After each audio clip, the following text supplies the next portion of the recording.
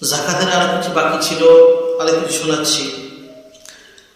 अगर छोटे बच्चे का बाप तो मालदार नहीं लेकिन माँ मालदार है। यदि बापा छोटा बच्चा बाप मालदार ना किंतु माँ मालदार, तो उस बच्चे को ज़कात का पैसा देना दुरुस्त है। कोई रकम बच्चा के ज़कातेर पैसा देवा चलবে।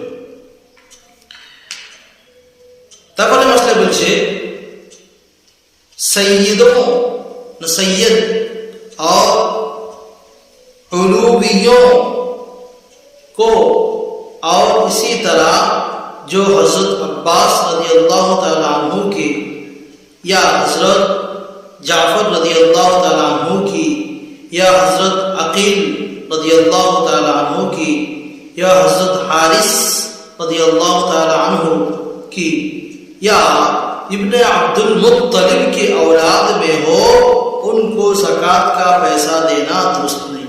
माने কি বলছে এখানে বলছে সৈয়দো বলতে औलादे हजरत ফাতিমা রাদিয়াল্লাহু তাআলা আনহার যত সন্তান রয়েছে এদেরকে সৈয়দ বলা হয়। এদের উপরে যাকাতের পয়সা বা উলুবিয়া বলতে औलादे हजरत আলী রাদিয়াল্লাহু তাআলা আনহু औलाদের মধ্যে যারা পড়ে তাদের উপরে। তারপরে বলেছে জাফর আব্দুল্লাহ এই সমস্ত বলেছে এই সমস্ত ব্যক্তিদের উপরে যাকাতের পয়সা দিলে যাকাত দেওয়া চলবে না, যাকাত আদায় হবে না। যারা বনি হাশিমের সঙ্গে যুক্ত আছে ওর হাশিয়াতে বলেছে हमारे हजरत के दादा हाशिम के औलाद है। এই সমস্ত লোকেরা हमारे नबी सल्लल्लाहु अलैहि वसल्लम में दादा हाशिमेर औलाদের মধ্যে পড়ে যায়।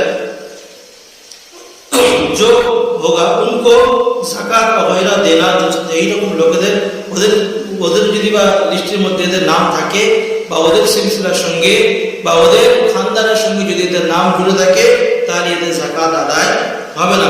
चूंकि ये सब लोग उन्हीं के औलाद हैं, কারণ হলো এই সমস্ত লোকেরা ওদের আওলাদের মধ্যে সমান হবে আর যাদের ওদের আওলাদের মধ্যে যারা সমান হবে তাদের উপর যাকাত দিলে যাকাত আদায় হবে, যাকাত দেওয়া ওদের চলবে না বা ওদের উপর যাকাত দিলে যাকাত আদায় হবে না।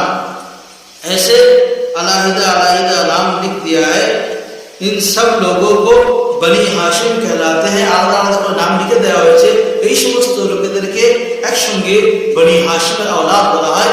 বনি হাশিমের আওলাদের উপরে যাকাত দিলে যাকাত তাদের নেওয়া নেই, ওই জন্য তাদের উপর যাকাত দিলে যাকাতের হক আদায় হবে না। इसी तरह जो सदका